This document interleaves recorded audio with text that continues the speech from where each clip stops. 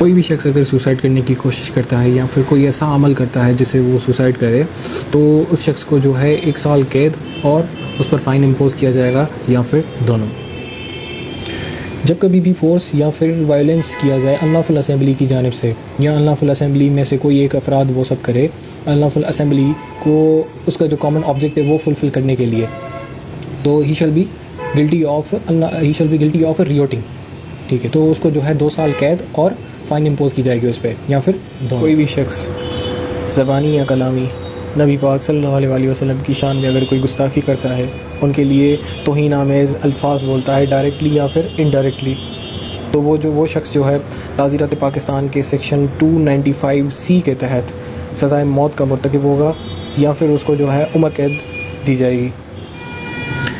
پاکستان کا کوئی بھی شہری پاکستان کے قانون کے مطابق پاکستان کی حدود سے باہر اگر کوئی بھی جرم کرتا ہے تو تعزیرات پاکستان کے سیکشن 3 کے تحت ایسا سمجھا جائے گا کہ اس نے پاکستان میں ہی جرم کیا ہے، اس کو جو ہے سزا بھی پاکستان کے قانون کے مطابق دی جائے گی۔ جب کبھی بھی 2 یا 2 سے زیادہ لوگ پبلک پلیس میں لڑیں جھگڑیں یا پھر پبلک کا پیس جو ہے وہ ڈسٹرب کریں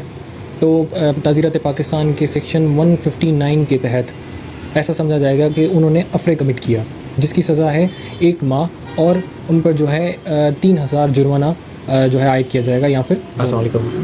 جب کبھی بھی کوئی شخص جان بوجھ کر مذہبی اجتماعات یا محفلوں میں خلل ڈالنے کا سبب بنے گا، تعزیرات پاکستان کے سیکشن 296 کے تحت اس کو 1 سال قید اور جرمانہ بھی ہوگا یا پھر دونوں۔ السلام علیکم۔ کوئی بھی شخص اگر قرآن پاک کی تذلیل کرتا ہے یا پھر اس کو ڈیمیج کرتا ہے یا پھر اس کی بے حرمتی کے لیے کچھ ایسی کاپیز بنواتا ہے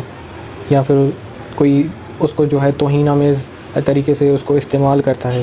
تو تعزیرات پاکستان کے سیکشن 295B کے تحت وہ جو ہے لائبل ہوگا لائف امپریزنمنٹ کے لیے، یعنی عمر قید کے لیے۔